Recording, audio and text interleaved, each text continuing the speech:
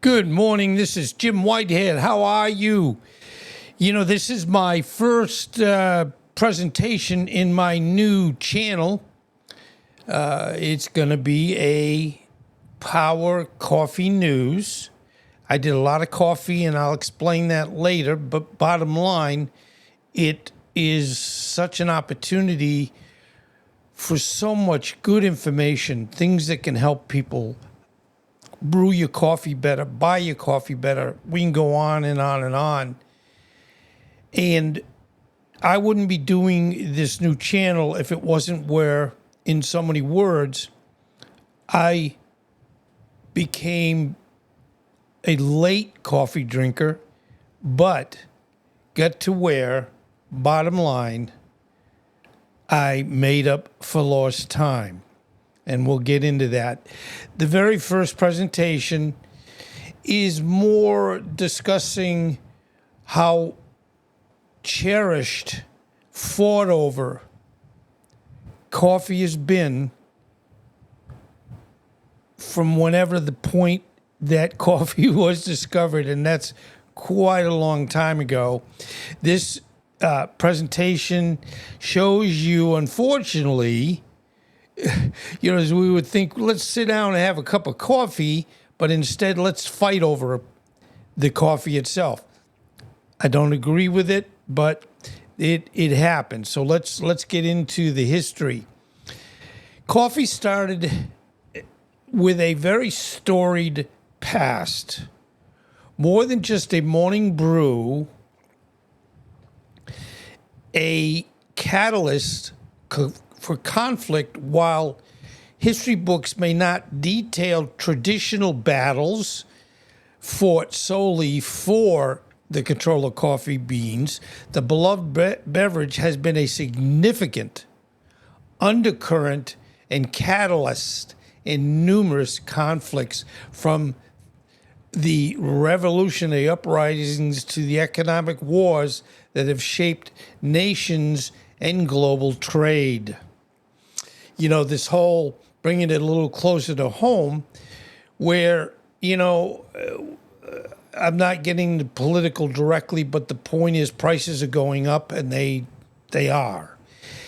And luckily, in a lot of cases, they've carved out coffee as being, a tariffable, if I could say that, item, but you just never know. And we all count on our coffee every morning.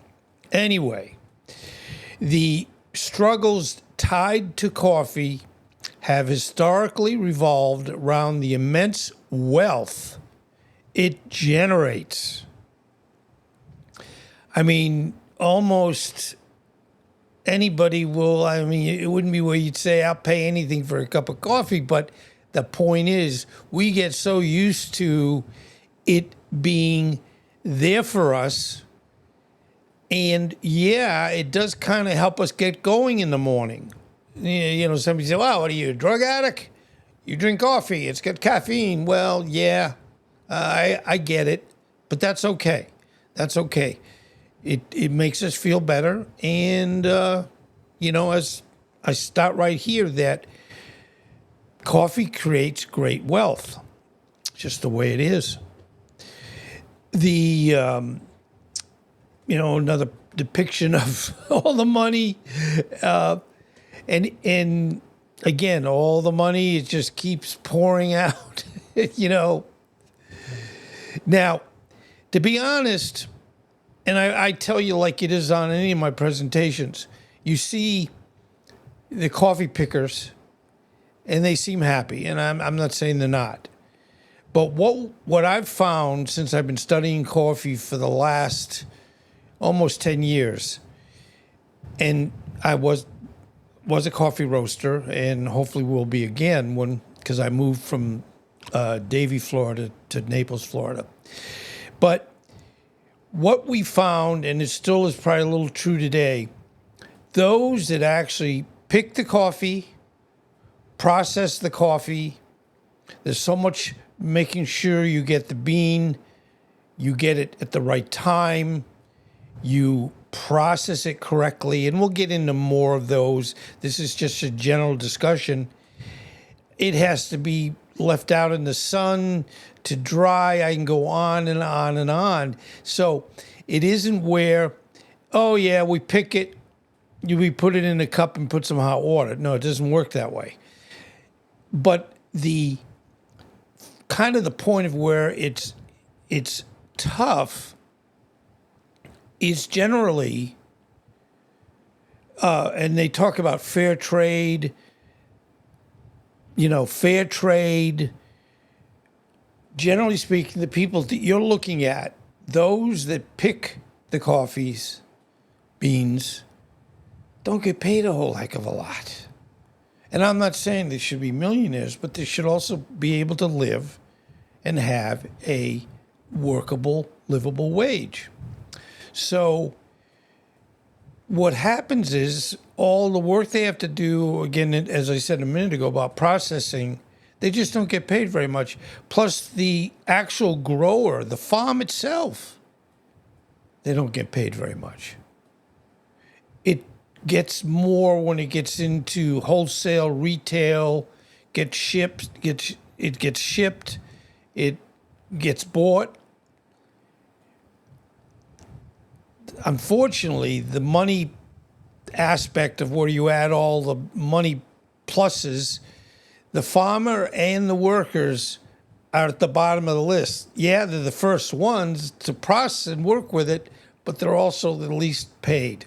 And that really makes no sense at all.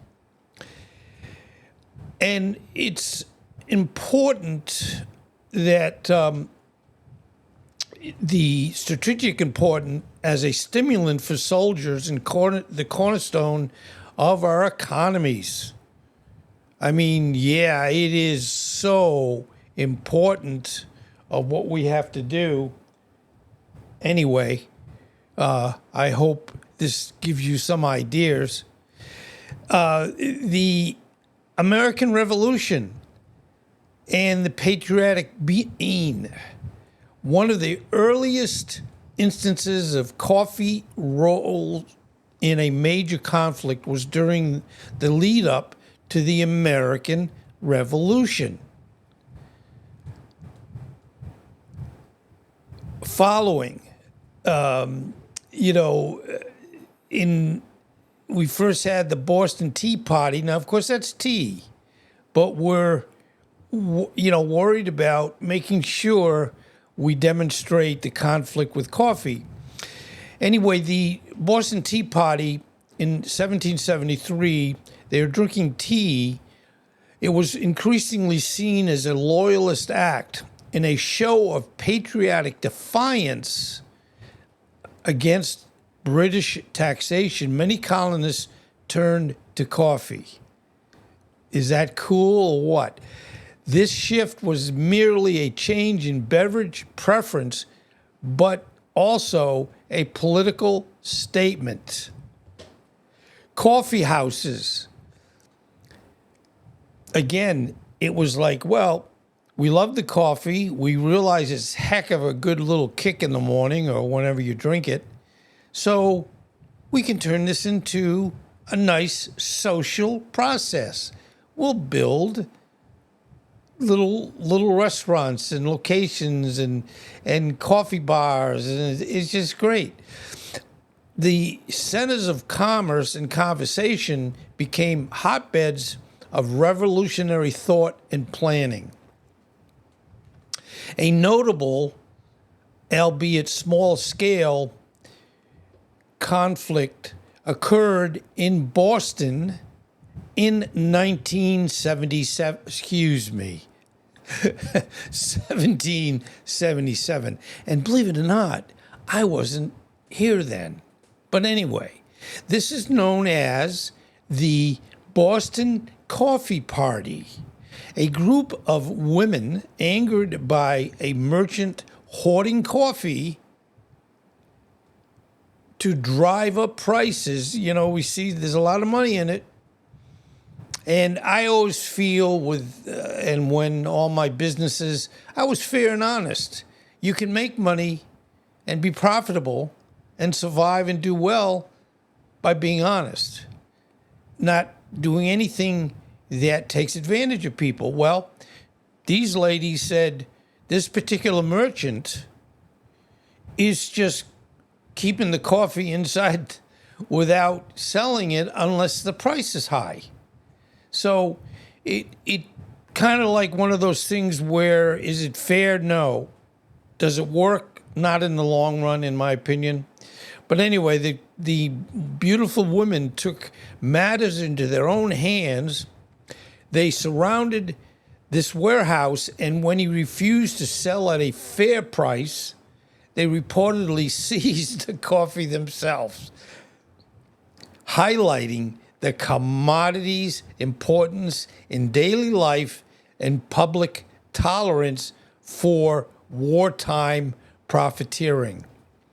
You know, whenever we have anything that's a problem in our environment, you know, when we, and unfortunately in Florida, we're now in August, and this is kind of when hurricanes, and I've been around as a generator company, been around, hurricanes for a good 20 plus years. About the middle of August is when things start to happen. And they always have, where when the storm goes through, and if we've got danger or damage or lost electricity, everybody tries to, in some cases, take advantage of people that need either gasoline, food. And, you know, the state of Florida will go after people that basically try to say, I'm not going to sell it for a fair price or a good price. I'm going to sell it at an extravagant price. And I got into that a lot when, as a generator company, I worked with gas, propane mainly, sometimes natural gas. And I would have to want to help all my customers when they'd be getting low on gas. And it was always a battle. Either you couldn't get a hold of anybody, they wouldn't come, they would overcharge. I can go on and on and on.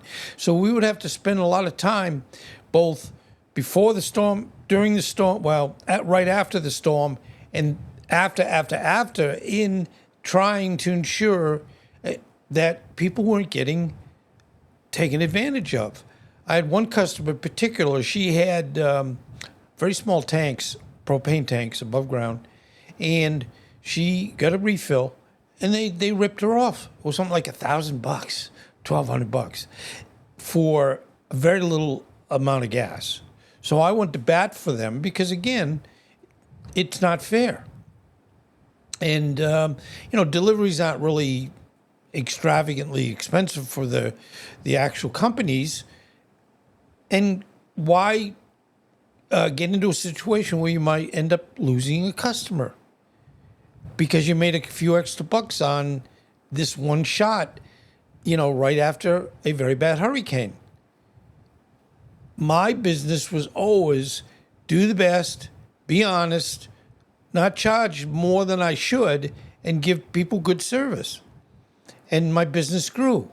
Wow. Is that amazing or what? No, it's not. It's the way it should be. Anyway, another thing that happened is the bitter brew revolution in Haiti. The Haitian Revolution, 1791 to 1804. I wasn't born then either. The only successful slave revolt in modern history is inextricably linked to the brutal economics of coffee and sugar production. In the late 18th century, the French colony of Saint Dominique, present-day Haiti, was the world's leading producer of coffee. This immense wealth was built on the backs of hundreds of thousands of enslaved Africans who toiled under horrific conditions on vast plantations. The desire for freedom from this brutal system was the primary driver of the revolutionary the revolution, making the coffee fields silent yet central battlefield in the fight for liberation. The rebellion led to the destruction of many plantations, and there you go. If I had, let's say, 2 plantations, and because of what I've been doing, the sense of being unfair to my workers, they destroy my coffee fields or coffee trees, plants, yada, yada, yada. What have I actually gained? Did I gain more money for a little bit? But am I going to keep gaining money? No, because you've lost some of your production. So there's a lot of common sense in ensuring that you don't take advantage of people, rip people off, if I can say that, and expect to have a good business. It just doesn't make any sense. And what we're doing today, it doesn't make any sense. But anyway, it was a significant disruption of the global coffee trade. So again, did that make any sense? No, it didn't. Now, fuel for the front lines. Now we're going to get into the world wars. Throughout modern warfare, coffee has been considered a crucial provision for troops, boosting morale and alertness. During the American Civil War, and you're looking at, folks fighting for the Union, these soldiers were regularly supplied with coffee beans, which they would roast and grind themselves. It became a vital ritual, providing a moment of comfort and a necessary jolt of energy before the battle. So, and the neat thing about coffee, I started drinking coffee very, very late, in approximately 2017. I always drank Diet Coke or Coke Zero. My wife kept trying to talk me into drinking coffee. And I said, nah. And I remembered from when you go through stages of coffee, stage 1, stage 2, stage 3. I'm not saying if it's not necessarily stage, but there's processes of kind of terrible coffee, how it's brewed, and how do you have to make it tons of sugar to make it taste okay. I always thought coffee was just very bitter and just not something that I would enjoy drinking. But my wife made me one of her coffee, cups, and I said, I love it. It's wonderful. So it got me from drinking Diet Coke and Coke Zero for having caffeine in the morning to drinking, to this day, a wonderful tasting kick in the butt. We like that. It's all good. The Confederate soldiers largely cut off coffee from imports by the Union. They were forced. Now listen to this. Again, you're looking at the the South Confederate Army, and what they did, they had to make, because the Union was saying, nah, you're not getting any coffee beans. So what they ended up doing, and you can almost, it's pictured here, they substituted with chicory and acorns and other local ingredients, a clear disadvantage in a war where endurance was key. So if you want to get into and say, why did the South with the Civil War, why did the South lose? Well, because they didn't have coffee. I mean, that's one of the reasons, probably, one, that they said, gee, well, we're not getting our kick and we're kind of stupid, and the Union folks are drinking all the coffee they want and they're on top of the hill. This reliance on coffee continued into the 20th century. And what you're looking, this is World War II, but also in World War I, the U.S. military ensured its soldiers had ample coffee, even including it in ration kits. So you'd have, piece of chocolate, crackers probably, and other things, but you would also have coffee. That when you had the chance out in the middle of, the war fields, that you were able to have some coffee to kind of wake you up. So that's pretty cool. The demand for coffee for the war effort was so high during World War II that it was rationed for the civilians on the home front. I'm sure they weren't happy about that. But that's the way it goes. Economic coffee wars and political unrest. The second half of the 20th century saw a different kind of battle over coffee, economic warfare. The International Coffee Agreement, as you're looking at, was signed in 1962. Yeah, how old was I then? I was about 13 years old. Wow, that's great, huh? Anyway, it was an attempt by the coffee-producing and consuming nations to stabilize volatile coffee prices through export quotas. For decades, this agreement largely succeeded in keeping prices stable and ensuring a steady income for producing countries. That's the way it should be. And I know you say, well, why wouldn't it stay that way? Well, people aren't really, how would you say that, fair and honest.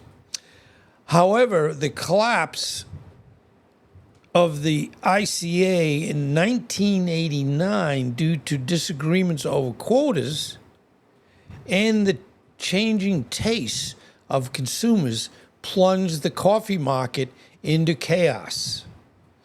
This led to a period of intense price wars with devastating consequences for the economies of many developing nations that were heavily reliant on coffee exports. The subsequent price crash is often cited as a contributing factor to social and political instability in several of these countries. Now, what you're looking at, this is El Salvador. So in nations like El Salvador, the coffee industry played a central role in social and economic inequities that fueled a brutal civil war in 1979 to 1992.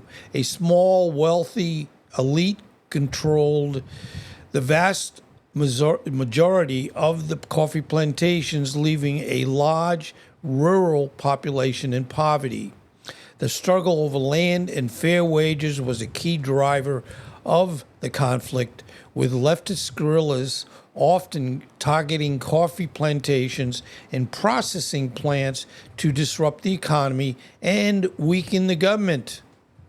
So anyway, in conclusion, and again, this is the whole point of this is just to show how historical the desire and enjoyment of coffee is absolutely amazing. In conclusion, while the history of coffee may not be marked by grand naval battles or cavalry charges, it is deeply interwoven with conflicts that have redefined societies and redrawn the global economic map. From fueling revolutions and sustaining soldiers to being at the heart of high-stakes trade negotiations and civil wars, the humble coffee bean has a history that is as complex and potent as its flavor. So, anyway, this is again, as I said, my first entree into my presentation for my new channel. Now, the neatest thing is, don't worry, it's not going to always be all just history about coffees. We're going to go across every aspect.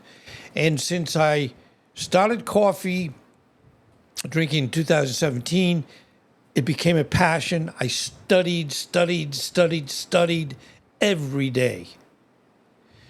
And then I became a coffee roaster, roasting expectations with my own coffee roaster.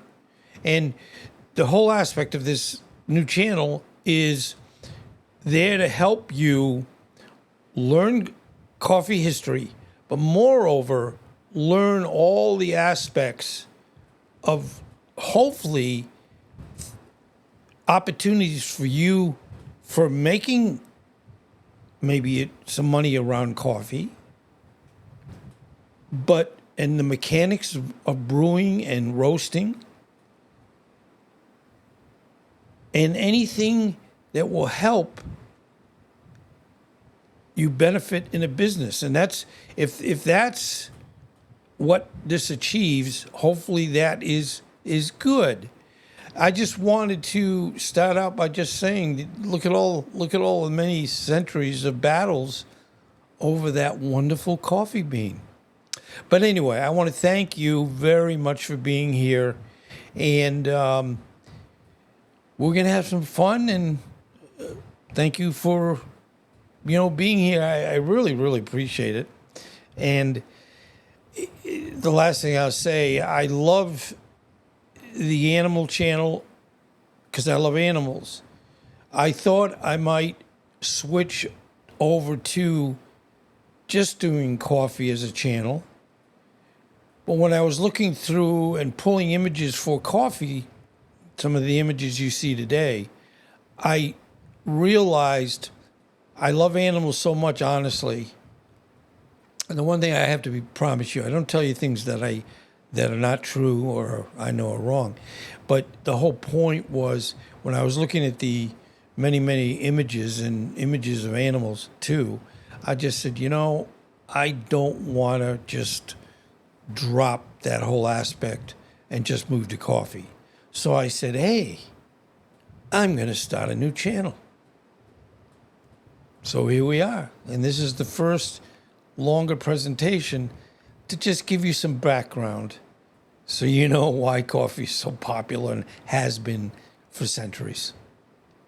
Again, thank you, and I appreciate it. If you can subscribe, that's how we all have fun, right? Okay, take care.